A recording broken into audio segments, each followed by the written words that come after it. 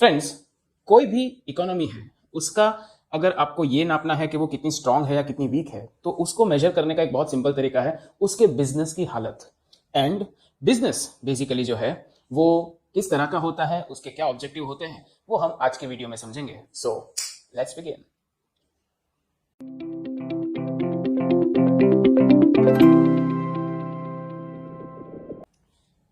So friends, business का मतलब ये रहता है कि आप कोई भी प्रकार की गुड्स या सर्विसेज या तो आप प्रोवाइड करते हैं या तो एक जगह से दूसरी जगह आप ट्रांसफर करने में एक इंपॉर्टेंट पार्ट प्ले करते हैं।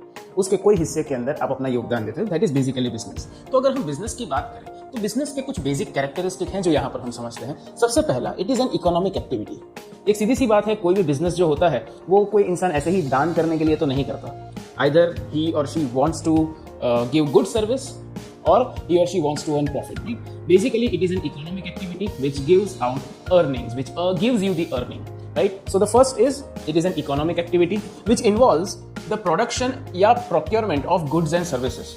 So या तो आप अपने एक मैन्युफैक्चरिंग के तौर पर कोई गुड्स या सर्विसेज को प्रोड्यूस कर सकते हैं, या तो किसी ने प्रोड्यूस किया हुआ है उसको आप प्रोक्योर करके आगे की चेन के अंदर, आगे के स्टेज के अंदर उसको आप पास कर सकते हैं। So this is one of the most important part of business because you are a part of the market. So the third thing is either you sell or exchange the goods and services. क्योंकि जब आप कोई business के अंदर cell करते हैं तभी आपको उसके अंदर से अर्थ का उपार्जन होता है। Then only it becomes an economic activity. कुछ लोग ऐसा सोचते हैं कि भाई हमने एक बार जिंदगी में पेंटिंग बना दी मतलब कि हम जो है वो पेंटर हो गए। नहीं, ऐसा नहीं होता है। हो सकता है कि आपका बिजनेस सीजनल हो, but when you do it every year, जैसे कुछ होते हैं कि भाई जो राखी वाले जो रहते हैं तो वो हर साल में सितंबर अगस्त के आसपास वो लोग राखी का बिजनेस करते हैं। So yes, they are the business people but for a very short period. But you have to deal particular product और service in a regular period so that you can be considered a part of business. Next अगर देखा जाए profit earning, सीधी सी बात है, आप जितना लागत लगाते हैं चाहते हैं कि उससे ज्यादा आपको अर्न हो, तभी आपके बिजनेस जो है वो खुलती है, फलती है और आप आगे इनोवेट भी कर सकते हैं। नेक्स्ट है अनसर्टेनिटी ऑफ रिटर्न, और उसी की वजह से रहता है उसका एलिमेंट ऑफ रिस्क। ये दोनों पॉइंट कहीं ना कहीं कनेक्टेड है। सी, बिजनेस के अंदर आपको नहीं पता कि आपका बिजनेस कितना चलेगा। हो सकता है कि आपने जो प्रोडक्ट बनाया वो आपको तो अच्छा लगे, लेकिन जो बिजनेस जो सामने वाला व्यक्ति उसको यूज कर रहा है, नहीं यार मजा नहीं आ रहा। फ्रेंड्स, बिजनेस जो होता है वो कोई भी चीज या कोई भी सर्विसेज को हम लेना या देना, उसके अंदर जब एक इंपॉर्टेंट पार्ट प्ले करते हैं तो उसको बिजनेस कहा जाता है। फ्रेंड्स, जब हम बिजनेस की बात करते हैं तो उसके कुछ कैरेक्टरिस्टिक होते हैं, उसके कुछ गुणधर्म होते हैं। सबसे पहली चीज जो बिजनेस का गुणधर्म होती है वो है कि वो एक इकोनॉमिक एक्टिविटी है। मतलब कि बिजनेस इंसान करता क्यों है? ताकि उसके अंदर से उसको पैसा मिल सके। सीधी सी बात है, right? So it is an economic activity. Second thing, या तो आप बिजनेस के अंदर कोई चीज प्रोड्यूस करते हैं, मैन्युफैक्चर करते हैं, या तो फिर जो ऑलरेडी बनाई हुई चीज है उसको आप प्रोक्योर करते हैं, उसको आप अपने पास लाकर उसको आगे की चेन में बढ़ाते हैं, जिसको होलसेलर्स एंड ऑल दैट कहते हैं। So that is the procurement of goods और सर्विसेज। नेक्स्ट अगर देखा जाए सेल और एक्सचेंज ऑफ गुड्स और सर्विसेज, कि आप कोई भी सामान है या तो आप उसको बेचते हैं तो आप बिजनेस के एक पार्ट के रूप में होते हैं, या फिर आप उसको नीचे की लाइन में सप्लाई करते हैं तो उसके बदले में आपको जो पैसा मिलता है, that is also the part of business. Next अगर देखा जाए dealing in goods and services regularly, that means कि आपको ये लेन देन का काम, एक्सचेंज और मैन्युफैक्चरिंग का काम, ये चीज जो है वो आपको रेगुलर तौर पर करनी पड़ती है। तो आप पूछोगे सर कि जो लोग साल में कुछ दिन या कुछ महीने के लिए ही सीजनल बिजनेस करते हैं तो क्या उनको बिजनेस के अंदर गिना जाएगा?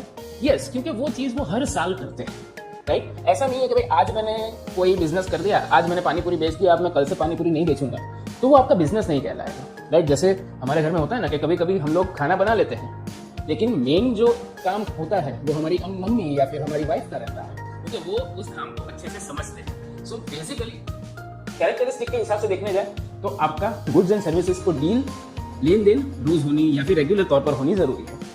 प्रॉफिट अर्निंग, क्योंकि जब आप सामान बेचते हैं तो उससे आपको जो अर्न होता है वो आपका प्रॉफिट होता है, एंड उस प्रॉफिट के लिए ही हम बिजनेस करते हैं। लेकिन वो प्रॉफिट जो है वो हर बार आप कमाएंगे और वो सेम कमाएंगे ऐसा जरूरी नहीं है, बिकॉज कई बार गवर्नमेंट पॉलिसीज होती है, आपकी टैक्सेशन पॉलिसीज रहती है। अगर आप मान लीजिए कि भाई कोई चीज़ की दाम बढ़ती है या कम होती है तो वो सारी चीज़ें जो होती है वो अनसर्टेनिटी ऑफ रिटर्न के अंदर पार्ट प्ले करती है, and that is basically the element of risk. आप जो रिस्क उठाते हैं बिजनेस के अंदर पैसा इन्वेस्ट करने का, तो वो पैसा आपको मिलेगा, क्या आपको प्रॉफिट मिलेगा, और मिलेगा तो कितना मिलेगा, ये चीज़ जो है वो एक एलिमेंट ऑफ रिस्क है। और कहीं ना कहीं यही चीज़ का एक रिस्क, यही चीज की एक किक काफी लोगों को बिजनेस करने की तरफ या एंटरप्रेन्योरशिप की तरफ खींच लाती है। हाँ, हर कोई अच्छा एंटरप्रेन्योर या सक्सेसफुल एंटरप्रेन्योर नहीं बन सकता, लेकिन डेफिनेटली इससे हमारी इकोनॉमी के अंदर काफी अच्छी चीजें आती हैं। इससे हमारी इकोनॉमी के बहुत सारे ऑब्जेक्टिव्स फुलफिल होते हैं। तो बिजनेस से कौन से ऑब्जेक्टिव्स फुलफिल होते हैं? तो बिजनेस से दो टाइप के ऑब्जेक्टिव्स फुलफिल होते हैं। सबसे पहला है इकोनॉमिक एक्टिविटी और दूसरा है सोशल एक्टिविटी, या फिर कहें कि इकोनॉमिक ऑब्जेक्टिव्स या सोशल ऑब्जेक्टिव्स। तो आप बोलोगे सोशल ऑब्जेक्टिव किस तरह से, तो हम उसके ऊपर थोड़ी देर में आते हैं। अगर आपको अब तक ये वीडियो अच्छा लगा है तो लाइक करना मत भूलिएगा एंड हमारे चैनल को भी सब्सक्राइब करिए और बाकी का वीडियो भी आप बाद में देख सकते हैं, अच्छा लगेगा।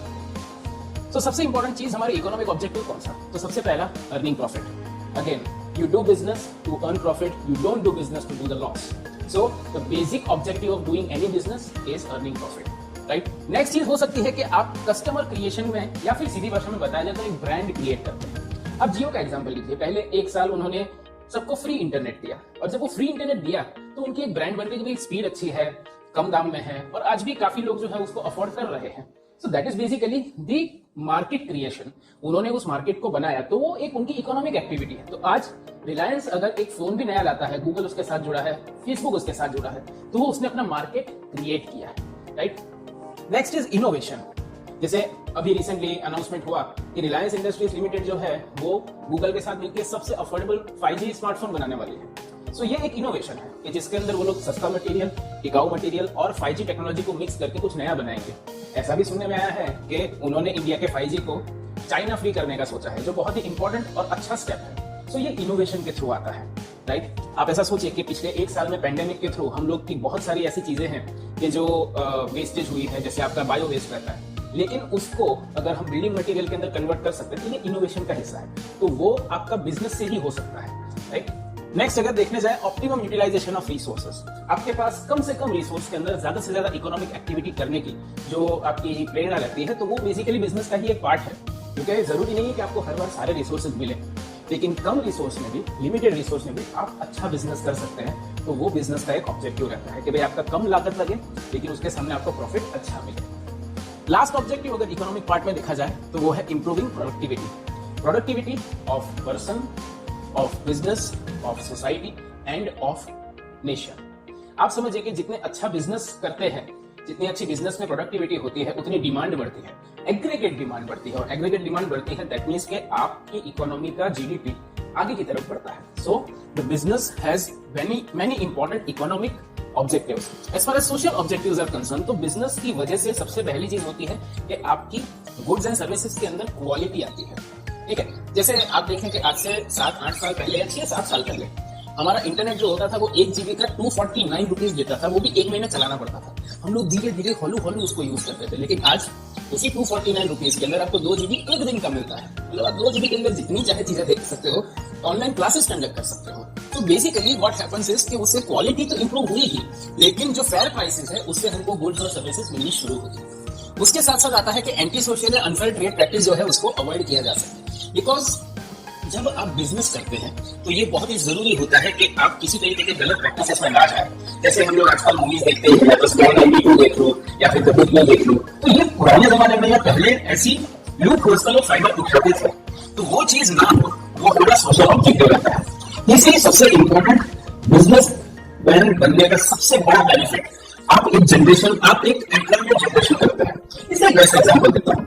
2001-2002 के आसपास रतन टाटा ने अनाउंस किया था कि वो दुनिया की सबसे चीप कार बनाएंगे, और उसके लिए उन्होंने अपना फैक्ट्री जो है वो वेस्ट बंगाल के अंदर एस्टेब्लिश करने का सोचा था, क्योंकि टाटा की फैक्ट्री जमशेदपुर से वहां पर नजदीक है। लेकिन वहां पर उस वक्त की जो एक्टिविस्ट थी ममता बनर्जी, जो आज हमारे वेस्ट बंगाल के चीफ मिनिस्टर, तो उन्होंने उस प्लांट का विरोध किया था कि ये जमीन जो है वो छीन जाएगी। तो टाटा जो है वो बोलते हुए गुजरात आए। गुजरात में नरेंद्र मोदी जी ने उस वक्त चीफ मिनिस्टर थे, तो उन्होंने यहाँ पर सागर के पास उनको प्लांट बनाने की अनुमति दी, पर एक शर्त पर। उन्होंने कहा कि आप यहाँ पर प्लांट बना रहे हैं तो आपको यहाँ के लोगों को ही, लोकल लोगों को ही नौकरी देनी होगी। टाटा ने उस वक्त वादा किया था कि वो यहाँ के लोगों को ही ट्रेन करेंगे और नौकरी देंगे, एंड सही में ऐसा हुआ। सो आप सोचिए कि यहाँ के लोगों को ट्रेनिंग मिली, नौकरी मिली, और अगर वाले प्लांट बंद भी हो गया है, ये ज्यादा एक्टिव नहीं है, तो लेकिन वो लोग मुझे ज्यादा वर्क कर सकते हैं। So that is not only the generation of employment और डेवलपमेंट वेलफेयर, उन्होंने उनको ट्रेन किया है, राइट? उनके बच्चों को उन्होंने पाला है, राइट? और उसी वेलफेयर की वजह से आज उनका एक ब्रांडिंग भी होता है। सो बेसिकली एम्प्लॉय वेलफेयर, जैसे मैंने भी वेलफेयर जो वर्जिन के मालिक हैं उनका मैंने हमेशा एक स्टेटमेंट बहुत बार पढ़ा है कि आप कस्टमर को संभालो उससे बेहतर है आप अपने एम्प्लॉइज को खुश रखो, because your employees are the biggest asset of your company. Nine out of 10 times, employees के साथ अगर आप अच्छा बिहेव करते हो तो 9 out of 10 times they will give you good rewards. But 1% का क्या? 1% के बाद भी परेशानी, इसके अंदर कुछ नहीं कर सकते, राइट? तो जो एम्प्लॉय मैनेजमेंट है वो जरूरी है, उनको ट्रेन करना, उनकी बातें समझना, उनके नीड्स को केटर करना, एंड सबसे इम्पोर्टेंट कम्युनिटी सर्विस। जो हमने पहले जब इंडिया के अंदर सेकेंड वेव आई थी कोरोना की, उस वक्त ऑक्सीजन की कमी थी, उस वक्त हमारे पास वैक्सीनेशन चल रहा था लेकिन काफी इश्यूज क्रिएट हो रहे थे। लेकिन उस वक्त इंडिया के बहुत सारे इंडस्ट्रीज, रिलायंस है, वेदांता है, हमारी डीआरडीओ है, उन सब ने मिलकर हमारी ऑक्सीजन की जो खपत थी उसको पूरा किया। एंड इंडिया का सेकंड और सेकंड आ चुका है, and we are expecting that it should. So इससे जो बिजनेस है उसका एक सपोर्ट रहता है कम्युनिटी के टुवर्ड्स। कुछ लोग कॉलेज बनाते हैं, कुछ लाइब्रेरीज क्रिएट करते हैं, लेकिन वो भी बिजनेस है, इससे तुम्हारी कुछ लोग सोशल रिस्पांसिबिलिटी पूरा होता है, पहले सेम टाइम उनको ब्रांडिंग मिलने के लिए एक दूसरे को शिकायत की बात है। So business is one of the essential part of the economy and they are important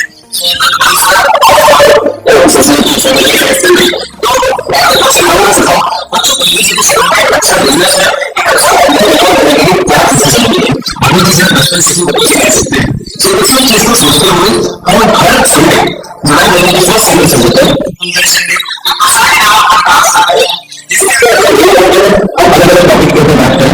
ये कोई बड़ा वीक का हमारा प्रोग्राम है,